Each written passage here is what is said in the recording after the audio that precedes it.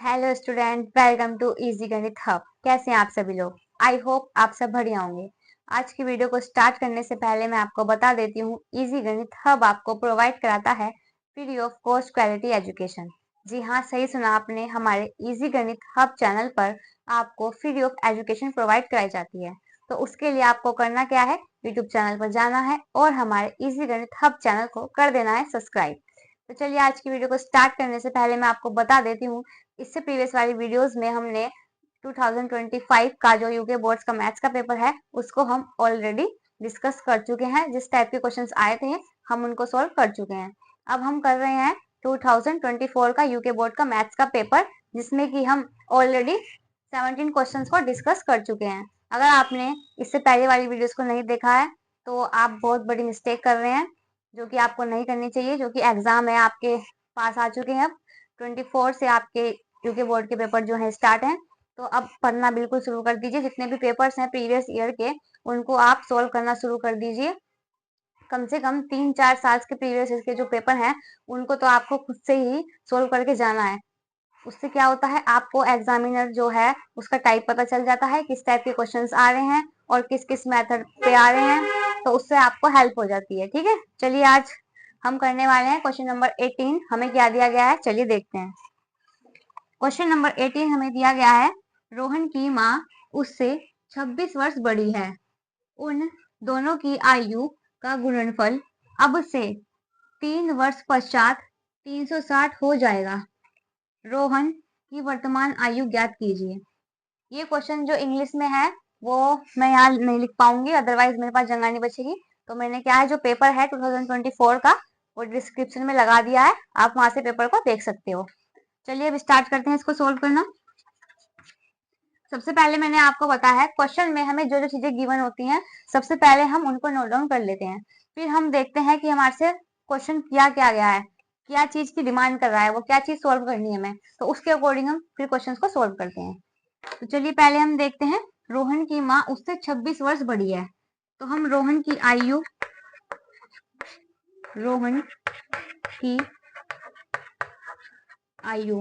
हमें बोला क्या गया है कि रोहन की माँ उससे 26 वर्ष बड़ी है। तो रोहन की आयु तो नहीं दी गई ना हमें, तो हम इसको मान लेते हैं x। ठीक है, अब हमारे से बोला है रोहन की माँ उससे 26 वर्ष बड़ी है, तो रोहन की माँ की आयु कितनी हो जाएगी, x प्लस 26 हो जाएगी। ठीक है, उसके बाद हमारे से बोला गया था कि दोनों की आयु का गुणनफल अब से 3 वर्ष पश्चात, अब से 3 वर्ष पश्चात क्या है, 360 हो जाएगा। तो क्या बोला गया है, इन दोनों की आयु का गुणनफल जो कि 3 वर्ष बाद है। तो 3 वर्ष पश्चात रोहन की आयु कितनी हो जाएगी, रोहन की आयु हमने कितनी मानी थी, x। तो 3 वर्ष पश्चात है तो इसमें 3 ऐड कर दो। और रोहन की माँ की आयु कितनी हो जाएगी, रोहन की माँ की आयु कितनी थी, उनकी मम्मी की आयु ये थी x प्लस 26, इसमें हम 3 और ऐड कर देंगे। ठीक है, अब इतना आप इसको नोट डाउन कर लीजिए, फिर मैं इसको रफ करके आगे सोल्व कर देती हूँ।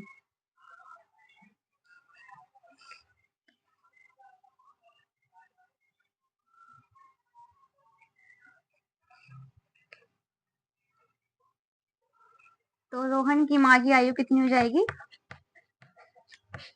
रोहन की माँ की आयु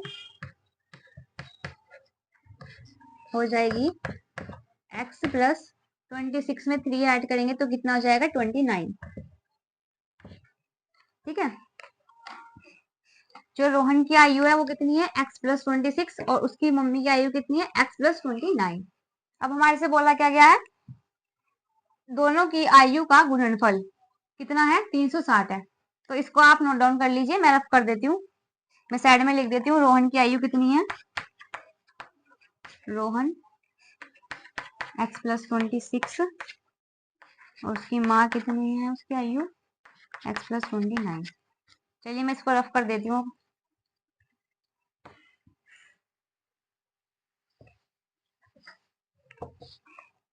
तो अब हमें क्या फाइंड करना था कि दोनों की आयु का गुणनफल। तो रोहन की आयु कितनी है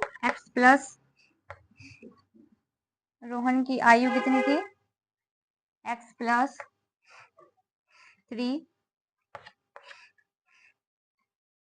और इसकी मम्मी की आयु कितनी है x+29। क्या बोला गया है कि इन दोनों का गुणनफल जो है 360 है। ठीक है, इन दोनों का गुणनफल कितना है 360 दिया गया है। अब हमें सिंपली क्या करना है, इस x की इससे मैं मल्टीप्लाई करूंगी तो x² बन जाएगा प्लस इसकी इसमें इसको ऐड करूंगी तो कितना आ जाएगा 32 प्लस 29 की 3 से मल्टीप्लाई करूंगी, 29 की 3 से मल्टीप्लाई करूंगी तो कितना आएगा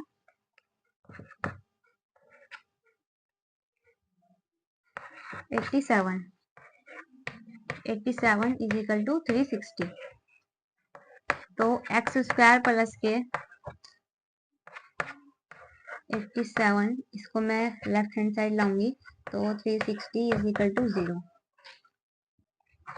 तो चलिए अब इसको करते हैं सोल्व। x² प्लस 32 प्लस 360 में से 87 को माइनस करूंगी तो कितना आएगा 372 इक्वल टू 0। तो हमें करना क्या है, जो यहाँ पर 1 है 1 का मल्टीप्लाई करते हैं थर्ड डिजिट से मतलब 273 और ऐड करने पर इनको हमें आना चाहिए 32। ठीक है, तो हमें चेक करना है, इसके फैक्टर करने हमें, जिसको ऐड करने पर 32 आ जाए। तो चलिए इसको एलसीएम लेकर हम चेक कर लेते हैं। 273 ये किससे डिवाइड होता है 3 हो जाएगा, 3 27 3 3 और ये अब ये 13 के टेबल में 7 पर आ जाएगा और ये 7 7 तो इसके फैक्टर कितने आए हैं 13 × 7। अब हमें करना क्या है, इसमें ऐसी वैल्यू देखनी है जिसको हमें ऐड करने पर 32 जो है वो मिल जाए, मतलब 32 हमें मिल जाए। तो क्या करूंगी 13 तिया 39 में से पहले 13 तिया 39 में से अगर मैं -7 कर दूं तो 32, हाँ 32 मिल गया। तो क्या करना है, इसके मुझे फैक्टर मिल गए हैं 39 - 7, इसके फैक्टर हमें मिल चुके हैं। तो क्या करेंगे x² प्लस पहले 39 x प्लस 7 x प्लस 273। तो चलिए इसको सोल्व करिए। अब क्या है, यहाँ से मैं x कॉमन ले लूंगी, x कॉमन लूंगी तो अंदर क्या बचेगा x प्लस 39 और यहाँ पर क्या बचेगा, यहाँ पर बचेगा +7 अंदर बचेगा x प्लस 7 या 21 63। तो यहाँ पर क्या बचेगा x प्लस के 7 से मैं इसको डिवाइड करूंगी तो 39 आ जाएगा। ठीक है, मैं इसको रफ कर देती हूँ। अब ये चीज जो है कॉमन आ चुकी है तो इसको एक बार कॉमन ले लो, x प्लस 39 और सेकंड जो x प्लस 7 है इसको कॉमन ले लो, x प्लस 7। तो चलो इसको एक बार 0 रखते हैं और फिर इसको रख के एक बार 0 रख के चेक करते हैं। तो x plus 39 is equal to 0, तो x is equal to minus के 39 आ गया। तो जो एज है मतलब जो आयु होती है वो कभी भी नेगेटिव नहीं होती, मतलब माइनस में नहीं आती। सेकंड वाले को चेक करते हैं, x प्लस के 7 इज इक्वल टू 0, तो x is equal to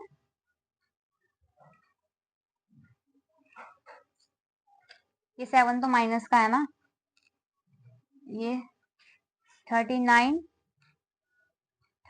minus के 7, तो ये माइनस का होगा, तो क्या होगा x माइनस के 7, तो ये उधर जाएगा तो प्लस में आ जाएगा। तो जो रोहन की आयु है वो कितनी हो जाएगी, 7 हो जाएगी। ठीक है, तो हमने सिंपली क्या किया, पहले हमने रोहन की आयु जो थी हमें गिवन नहीं थी, उसी की आयु को हमारे से बोला गया था, तो जो चीज हमारे से पूछी जाती है उसको हम x मान लेते हैं। उसके बाद हमारे से बोला गया था कि रोहन की माँ उससे 26 वर्ष बड़ी है, तो x में मैंने 26 को ऐड कर दिया, तो ये रोहन की आयु बन गई। उसके बाद बोला गया था कि अब से 3 वर्ष पश्चात, तो मैंने रोहन की आयु जो ली थी मानी थी उसमें भी 3 को ऐड कर दिया, और जो उसकी माँ की आयु थी उसमें भी हमने 3 को ऐड कर दिया, तो हमें इक्वेशन मिली थी x प्लस 3 और x प्लस 29। ठीक है, अब हमने क्या करा, सिंपली इसके फैक्टर करे और हमने x की वैल्यू को चेक किया। जो माइनस में आती है वो कभी भी आयु नहीं होती माइनस में, तो इसलिए मैंने जो पॉजिटिव वैल्यू थी उसको हमारा आंसर मान लिया है। तो आंसर क्या है, answer 7 is the right answer. ठीक है, आई होप आपको क्वेश्चन क्लियर होगा। और जो ये आयु वाले क्वेश्चन है ये हमेशा एक नए क्वेश्चन तो आते ही हैं, और सिंपली कुछ नहीं करना होता, जो चीज हमारे से बोली गई होती है उसको हम लेट मान लेते हैं कि वो x है, और देन उसी के अकॉर्डिंग क्वेश्चन के अकॉर्डिंग वैल्यूज को पुट कर आंसर आ जाता है। ठीक है, चलिए बढ़ते हैं नेक्स्ट क्वेश्चन पर। क्वेश्चन नंबर 19 हमें क्या दिया गया है।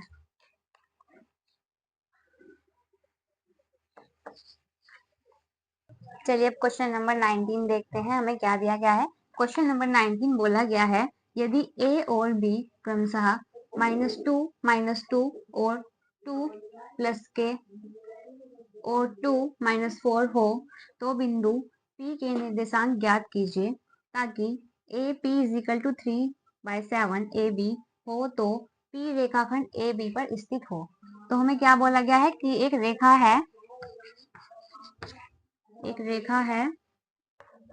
AB वाली। ठीक है, और क्या बोला गया है, एक बिंदु P रेखाखंड AB पर स्थित है। ठीक है, ये बिंदु P हो गया। तो ये जो A पॉइंट है ये हमें दिया गया है -2 और -2, और B हमें दिया गया है 2 -4। ठीक है, तो इसको हम मान लेते हैं, ये बिंदु हमें फाइंड करना है, तो हम इसको x और y मान लेते हैं। सबसे पहले क्या करना होता है हमें, M1 और M2। अगर हमें M1 और M2 मिल जाते हैं तो ये पॉइंट्स क्या है, इजिली सोल्व हो जाते हैं। तो चलिए सबसे पहले हमें क्या फाइंड करना होगा, M1 और M2 को फाइंड करना होगा। तो चलिए सोल्व करते हैं। हमें दिया क्या गया है, सबसे पहले जो AP है वो = 3/7 AB है, तो इसका क्रॉस मल्टीप्लाई करूंगी, ये हो जाएगा 7 AP = ये मल्टीप्लाई डिवाइड में आ जाएगा 3 AB के। ठीक है, जो AB है वो इस डिजिट के इक्वल आ गया है, तो क्या करेंगे, सिंपली इसको यहाँ पर सोल्व कर देती हूँ। हमें पता है क्योंकि जो AB है वो बराबर है किसके, AB जो है वो बराबर है AP प्लस PB के। ठीक है, तो AB कितना है, AB हमें यह दिया गया है तो AB कितना है, AB है 7 AP / 3 = AP प्लस के PB। ठीक है, तो इसको इससे मल्टीप्लाई कर दो तो कितना हो जाएगा, 7AP = 3AP प्लस 3PB। ठीक है, अब क्या करेंगे हम, सिंपली इसको सोल्व करते हैं। ये 7 में से 3 गया तो कितना बचा, 4AP = 3PB। अब हमें करना क्या है, हमें रेशियो चाहिए, तो AB अपॉन ये PB आ जाएगा, तो रेशियो कितना आ जाएगा, 3/4। तो हमें चाहिए क्या था, हमें M1 और M2 की वैल्यू चाहिए थी, तो AP जो है वो 3 आ चुका है। ठीक है, और जो PB है वो कितना आ चुका है, वो 4 आ चुका है। तो हमें M1 और M2 की वैल्यू मिल गई। अब हमें सिंपली क्या करना है, X और Y पॉइंट को फाइंड करना है। तो चलिए इसको आप नोट डाउन कर लीजिए, मैं रफ कर देती हूँ।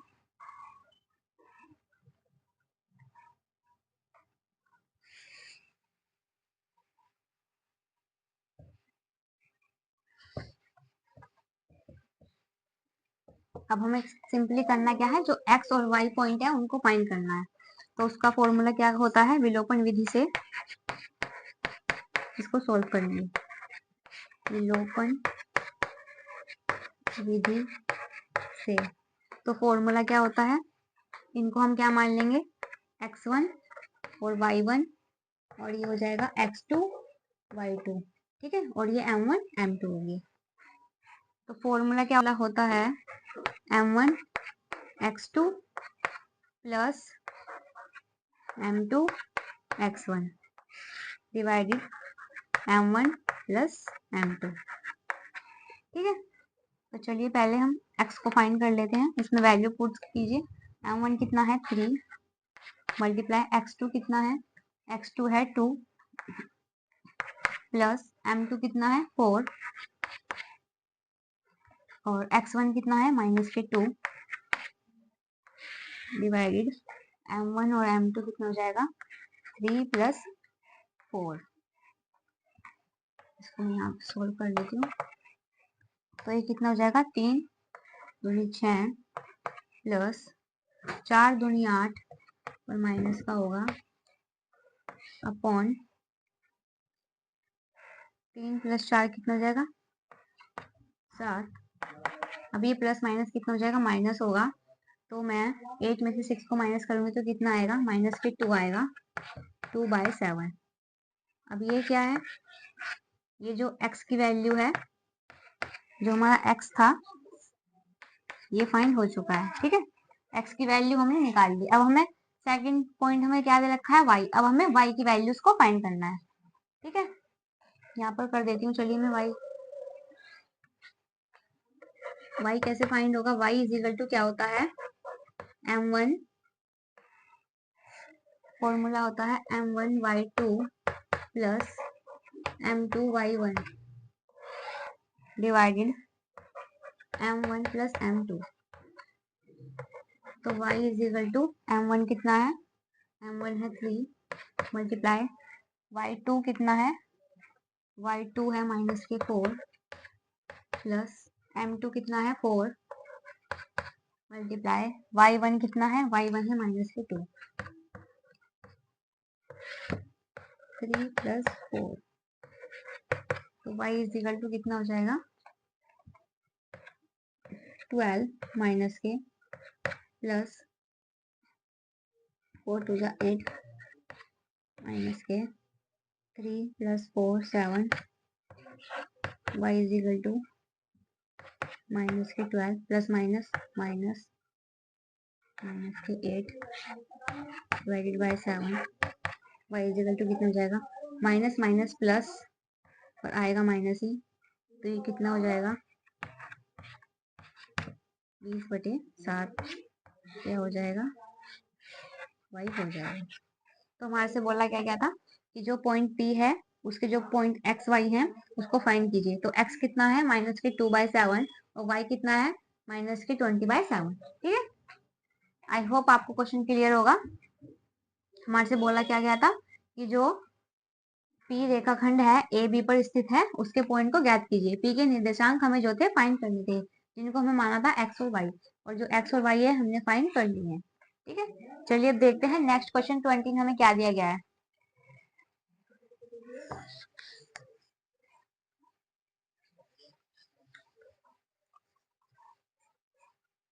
चलिए क्वेश्चन नंबर 20 देखते हैं हमें क्या गिवन है। क्वेश्चन नंबर 20 है सिद्ध कीजिए, मतलब prove that tan theta upon 1 minus cos theta plus cos theta upon 1 minus tan theta जो कि इजिकल टू है 1 plus sec theta cosec theta के, ठीक है। तो हमें क्या करना है, इसको सोल्व करके हमें ये प्रूव करना है, ठीक है। तो चलिए सोल्व करते हैं। हमें पता है कि tan थीटा क्या होता है, tan थीटा होता है साइन थीटा अपॉन कोस थीटा के, ठीक है। और 1 माइनस कोट थीटा क्या होता है, कोट थीटा होता है कोस थीटा अपॉन में साइन थीटा के। ये फॉर्मूले जो हैं आपको पता होने चाहिए। उसके बाद कोट थीटा क्या होता है, अभी मैंने बताया आपको, कोट थीटा होता है cos theta upon sine theta के। और 1 माइनस टेन थीटा क्या होता है? टेन थीटा होता है साइन थीटा अपॉन कोस थीटा के। ठीक है, अब हमें सिंपली करना क्या है, ये जो वैल्यू है ये फ्रैक्शन में दी गई है राइट हैंड साइड, तो हमें इसको भी फ्रैक्शन में कर लेना है। यहाँ पर मैं 1 लगा दूंगी, यहाँ पर भी 1 लगा दूंगी। अब सिंपली मुझे इसको सोल्व कर देना है। पहले sine theta as it is रहेगा साइन अपॉन कोस के। यहाँ पर क्या होगा, ये साइन में एलसीएम ले लूंगी, साइन थीटा और कोस मल्टीप्लाई कर दूंगी, तो इसका 1 से मल्टीप्लाई करूंगी तो कितना आएगा, साइन थीटा माइनस के यहाँ पर क्या आएगा, कोस थीटा के, plus same as it is में इधर की साइड अप्लाई करूंगी method, cos upon sine theta divided by, अभी एलसीएम कितना आ जाएगा, कोस थीटा, कोस का मल्टीप्लाई 1 में करूंगी तो कितना आएगा, कोस थीटा माइनस, और ये कितना हो जाएगा, साइन थीटा के। ठीक है, अब हमें सिंपली क्या करना है, हमें पता है जो फर्स्ट वाली डिजिट होती है उसको हम लास्ट वाली डिजिट से मल्टीप्लाई करते हैं और इन मिड वाली डिजिट को आपस में मल्टीप्लाई करते हैं। तो चलिए यहाँ पर सोल्व करते हैं इसको। ये कितना हो जाएगा, ये हो जाएगा साइन स्क्वायर थीटा अपॉन कोस थीटा और ब्रैकेट में आ जाएगा sign theta minus cos theta के। तो सेम एज इट इज यहाँ इस वाली डिजिट में अप्लाई होगा। मैं इधर की साइड कर देती हूँ। ये क्या हो जाएगा, कोस कोस की मल्टीप्लाई करूंगी तो कोस स्क्वायर हो जाएगा, कोस स्क्वायर थीटा अपॉन, अब साइन का मल्टीप्लाई क्या करूंगी, इससे कर दूंगी, साइन तो कॉमन आ जाएगा, अब ये कोस थीटा माइनस के साइन थीटा के। ठीक है, अब हमें करना क्या है, सिंपली ये आ गया sign square theta upon cos theta bracket में साइन थीटा माइनस के कोस थीटा प्लस कोस square theta upon sine theta bracket में कोस थीटा माइनस के साइन थीटा के। अब हमें करना क्या है, सिंपली इस साइन को माइनस बनाना होगा क्योंकि यहाँ पर माइनस है, तो इस माइनस को मैं कॉमन ले लेती हूँ। ठीक है, अगर मैं इस माइनस को कॉमन लूंगी तो ये क्या हो जाएगा, साइन स्क्वायर थीटा अपॉन कोस थीटा साइन थीटा माइनस के कोस थीटा। इसको तो मैं एज इट इज लिखूंगी, बट यहाँ पर मैंने क्या करा है, इस माइनस को कॉमन लिया है, तो यहाँ पर मैं माइनस का साइन लगाऊंगी। ठीक है, माइनस का साइन लगाऊंगी तो ये कोस स्क्वायर थीटा तो एज इट इज रहेगा, और ये साइन थीटा ब्रैकेट में कोस थीटा, और ये क्या हो जाएगा, प्लस माइनस माइनस ही हो जाएगा, तो ये हो जाएगा साइन थीटा। ठीक है, अब आप इसको नोट डाउन कर लीजिए, लेफ्ट हैंड साइड वाली वैल्यूज को मैं रफ कर देती हूँ, फिर इसको मैं यहाँ सोल्व करके दिखा दूंगी आपको। आप स्क्रीनशॉट ले सकते हैं इसका। चलिए,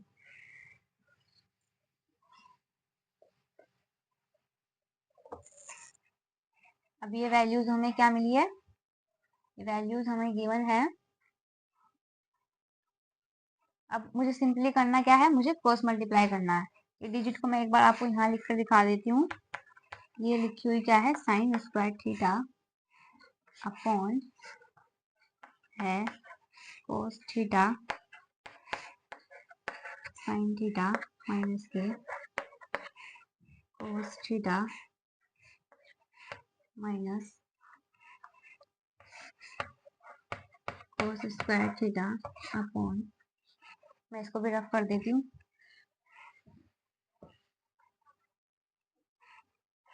कोस square theta upon sine theta और कोस थीटा माइनस के साइन थीटा के। ठीक है, चलिए अब देखते हैं इसको सॉल्व कैसे करना है। अब मुझे करना क्या है, सिंपली क्रॉस मल्टीप्लाई करना है। इस साइन को मैं इधर से मल्टीप्लाई करूंगी और इस कोसेक स्क्वायर को मैं इधर मल्टीप्लाई करूंगी, तो ये वैल्यूज क्या आएगी हमारे पास, ये आ जाएगा साइन क्यूब एक्स माइनस, इसकी मल्टीप्लाई इससे करेंगे तो कोस क्यूब एक्स हो जाएगा, डिवाइडेड बाय कितना आ जाएगा, ये डिजिट और ये डिजिट। तो sine theta minus cos theta और cos theta minus sine theta. ठीक है, अब हमें पता है फॉर्मूला होता है कि ए क्यूब माइनस बी क्यूब क्या होता है, ए माइनस बी ए का स्क्वायर प्लस बी का स्क्वायर प्लस ए बी। ठीक है, ये फॉर्मूला हमें पता है, तो हम इस फॉर्मूले को, ये जो फॉर्मूला है कुछ इसकी तरह दिख रहा है ना, तो हमें इस डिजिट में इसको कन्वर्ट करना है। तो चलिए करते हैं, ए ये है बी ये है, तो क्या करेंगे, पहले हम लिखेंगे sign theta minus cos theta, ये क्या हो गए, ये हो गए हमारे ए माइनस बी। ठीक है, उसके बाद फॉर्मूला होता है कि ए स्क्वायर मतलब साइन का square, sine square theta plus b कितना है, cos square theta plus a b मतलब sine theta multiply cos theta की। ठीक है, और अपॉन में जो डिजिट है हम उसको सिंपली एज इट इज लिख देंगे। कितना है, ये है sign theta minus cos theta, इसके बाद कोस थीटा माइनस के साइन थीटा। ठीक है, अब मुझे दिख रहा है कि साइन थीटा माइनस के कोस थीटा जो है, यहाँ भी साइन थीटा माइनस के कोस थीटा मुझे दिख रहा है, तो ये इससे कैंसिल हो जाएगा। तो यहाँ पर बचा क्या, साइन स्क्वायर थीटा प्लस कोस square theta plus sign multiply कोस, और अपॉन में ये डिजिट बची है। ठीक है, इसको आप नोट डाउन कर लीजिए, मैं इसको रफ कर दूंगी तब सॉल्व हो पाएगा क्वेश्चन। आप इसका स्क्रीनशॉट ले सकते हैं। चलिए मैं इसको रफ कर देती हूँ।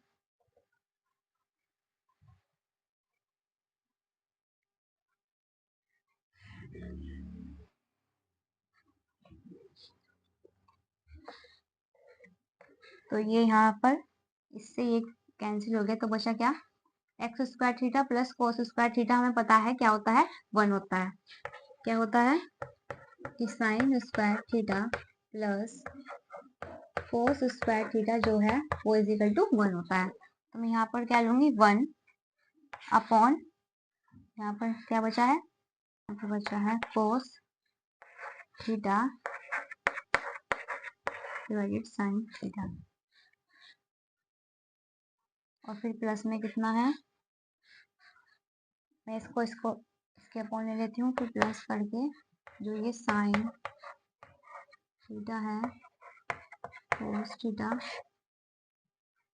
ये क्या हो जाएगा, ये हो जाएगा कोस थीटा साइन थीटा के। तो ये क्या होगा, ये इससे कैंसिल हो जाएगा, तो यहाँ पर 1 आ जाएगा। मैं इसको भी रख कर देती हूँ। अब ये इससे कैंसिल हो गया, तो ये कितना बचा, ये बचा 1 upon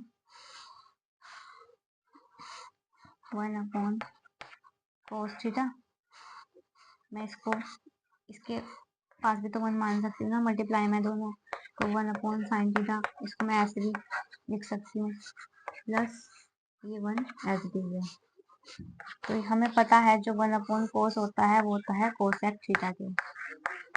cosec theta 1 upon sine कितना होता है, 1 अपॉन साइन होता है सेक थीटा के, सेक थीटा प्लस के 1 एज इट इज। तो हमें प्रूव क्या करना था, हमें प्रूव करना था 1 plus sec theta cosec theta, जो कि हमें मिल चुका है, 1 plus sec theta cosec theta. ठीक है, आई होप आपको ये क्वेश्चन क्लियर होगा। इसमें जो है आपको tan का फॉर्मूला क्या होता है, tan को हम कैसे लिखते हैं, कोस को हम कैसे लिखते हैं, ये आपको पढ़ना पड़ेगा, अदरवाइज आप ये क्वेश्चन नहीं कर पाएंगे। तो क्या करना है आपको, इनकी जो वैल्यूज भी होती हैं कि 10 की 13 पे वैल्यू क्या होती है, 14 पे क्या वैल्यू क्या होती है, 45 पे क्या होती है, 16 पे क्या होती है, तो उनको भी आप अच्छे से याद करके जाना। ठीक है, तो चलिए बढ़ते हैं नेक्स्ट क्वेश्चन पर। क्वेश्चन नंबर जो 20 का क्वेश्चन है उसमें हमें एक और क्वेश्चन अथवा करके गिवन है, उसको भी हम देख लेते हैं हमारे से क्या बोला गया है। अथवा करके जो क्वेश्चन हमें गिवन है उसको देखते हैं क्या बोला गया है। सिद्ध कीजिए, prove that cos a upon 1 minus tan a plus sin a upon 1 minus cot a, जो कि इजिकल टू है sin a plus cos a plus sin a के। ठीक है, तो इसको भी सिंपली एज ही प्रूव करना है जैसे हमने इससे पहले वाला क्वेश्चन किया है। cos a 1 minus tan a मैंने आपको इससे प्रीवियस वाले क्वेश्चन में भी बताया था क्या होता है। tan a होता है sin a upon cos a के।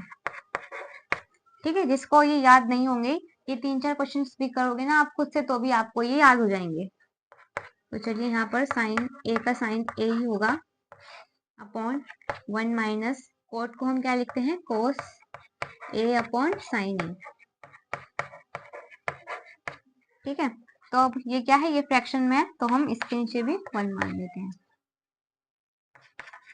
तो ये क्या होगा कोस ए अपॉन, यहाँ पर ये एलसीएम आ जाएगा कोस ए और क्रॉस मल्टीप्लाई करोगे तो क्या आएगा, ये कोस ए माइनस साइन ए, मतलब साइन ए। ठीक है, प्लस ये क्या होगा साइन ए अपॉन, ये क्या हो जाएगा क्रॉस मल्टीप्लाई करोगे तो sign A minus cos A upon sine ए। ठीक है, अब सिंपली करना क्या होता है, फर्स्ट वाले डिजिट को लास्ट वाले डिजिट से मल्टीप्लाई करना होता है। तो चलिए यहाँ पर सॉल्व करते हैं इसको। ये क्या हो जाएगा cos स्क्वायर ए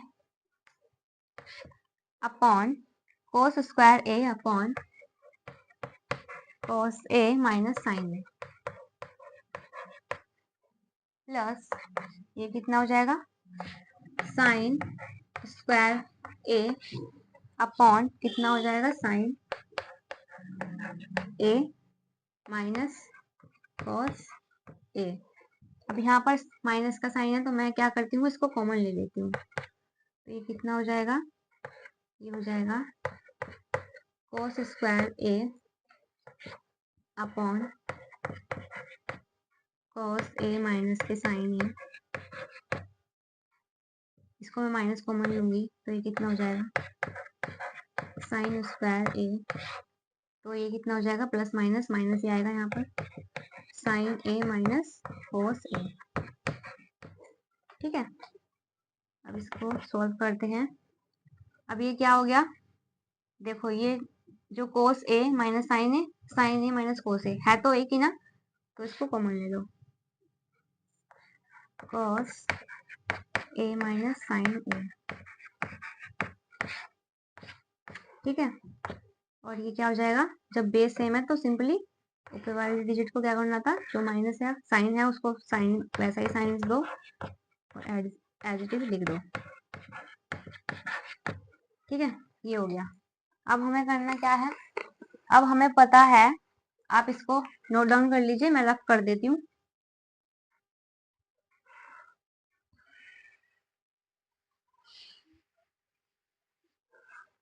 अब हमें पता है कि a square minus B square क्या होता है, ये होता है ए प्लस बी और ए माइनस बी, ये फॉर्मूला होता है। ठीक है, जो कि हम इसमें अप्लाई करेंगे। ये क्या होता है a प्लस बी और a माइनस बी। तो a कितना है, a तो cos है और b कितना है, b साइन है। तो क्या करेंगे हम, सिंपली पहले लिखेंगे cos a plus sign a और एक बार लिखेंगे हम इसको माइनस में cos a minus sine b और अपॉन में ये क्या है, अपॉन में cos a minus sine a। ठीक है, अब हमें करना क्या है, simply cos a minus sine a, cos a minus sine a, तो ये इससे क्या होगा कैंसिल हो जाएगा। ठीक है, तो ये कितना आ जाएगा cos a plus sign a। और हमें प्रूव क्या करना था, हमें प्रूव भी यही करना था कि cos a जो है प्लस होना चाहिए साइन a। तो ये प्रूव हो चुका है, प्रूव। ठीक है, हमने क्या करा है, इसको हैंस प्रूव कर दिया है। आई होप आपको फर्स्ट क्वेश्चन जब करा होगा इतना क्लियर नहीं होगा, बट सेकंड क्वेश्चन भी ऐसे किया होगा तो आपसे ये खुद से भी सोल्व हो गया होगा। तो चलिए अब बढ़ते हैं नेक्स्ट क्वेश्चन पर। क्वेश्चन नंबर 21 हमें क्या दिया गया है।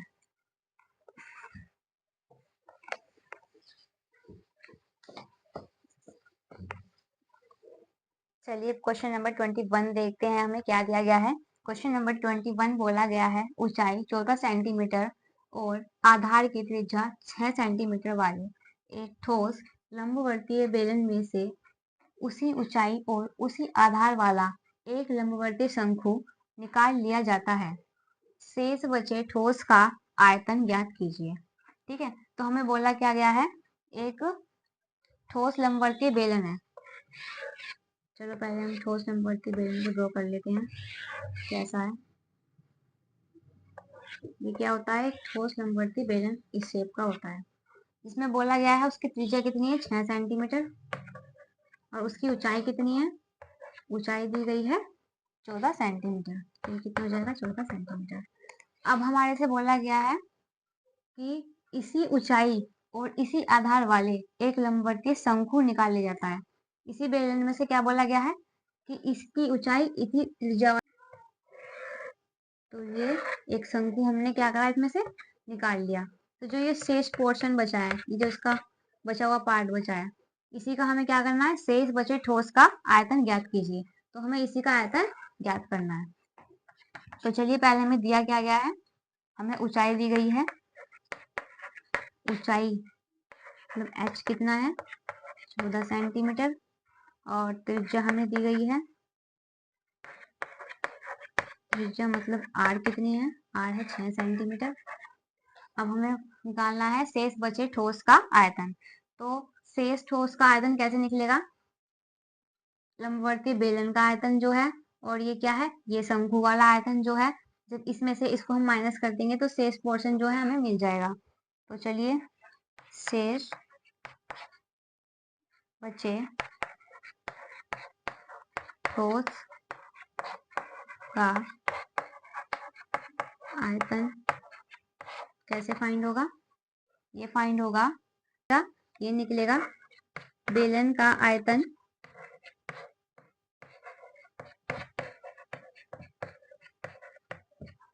माइनस करेंगे शंकु के आयतन से। शंकु का आयतन, तो बेलन का आयतन कितना होता है, पाई आर स्क्वायर एच, माइनस शंकु का आयतन क्या होता है, 1/3 पाई आर स्क्वायर एच। तो यहाँ भी पाई आर स्क्वायर है, यहाँ भी पाई आर स्क्वायर है, तो मैं कॉमन ले लूंगी पाई आर स्क्वायर एच को। तो अंदर कितना बचेगा, 1 - 1/3।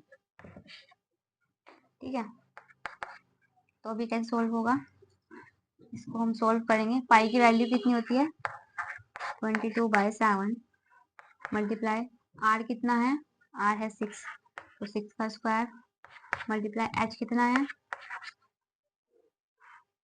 14 ब्रैकेट, ये क्या होगा, इसको एल्सियम ले लेंगे 3, और ये 3 माइनस के 1 हो जाएगा। तो चलो अब इसको सोल्व करते हैं। 22/7 मल्टीप्लाई 36 मल्टीप्लाई 14, और ये मल्टीप्लाई में कितना आ जाएगा, ये आ जाएगा 4, ये 3 में से 1 गया तो 2/3। क्या करेंगे, 3 से इसको कैंसिल कर देंगे, 3 1 जा 3, 3 2 जा 6, और ये 7 से 14 कैंसिल हो जाएगा 2 बार।